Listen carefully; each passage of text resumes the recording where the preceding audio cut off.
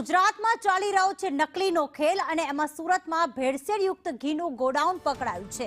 લસકાણા પોલીસે ભેળસેળયુક્ત ઘીનું ગોડાઉન પકડ્યું છે, જેમાં આરોપી અલ્પેશ સાથલિયાને પણ ઝડપી લેવામાં આવ્યો છે।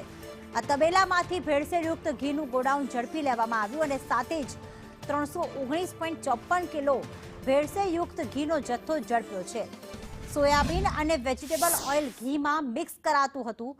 આરોપી ભેળસેળયુક્ત ઘી છૂટકમાં તેનું વેચાણ કરતો હતો। આખું ગોડાઉન ઝડપાયું છે અને લગભગ 320 કિલોની આસપાસ નકલી ઘીનો જથ્થો પણ હાલમાં જપ્ત કરવામાં આવ્યો છે।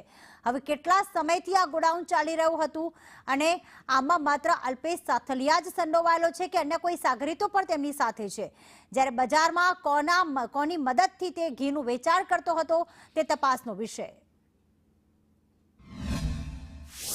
ઘણા ગામની પાછળ આવેલ વિસ્તારમાં અલ્પેશભાઈને નામની એક માલિકીની સંસ્થામાંથી નકલી ઘી બનાવતી ગોડાઉન પકડી પાડવામાં આવે છે અને તેમાંથી ગાયનું ઘી અને ભેંસનું ઘીના નમૂના લેવામાં આવે છે। 165 કિલો જેટલો ગાયના ઘીનો જથ્થો, 155 કિલો જેટલો ભેંસના ઘીનો જથ્થો સીઝ કરવામાં આવે છે।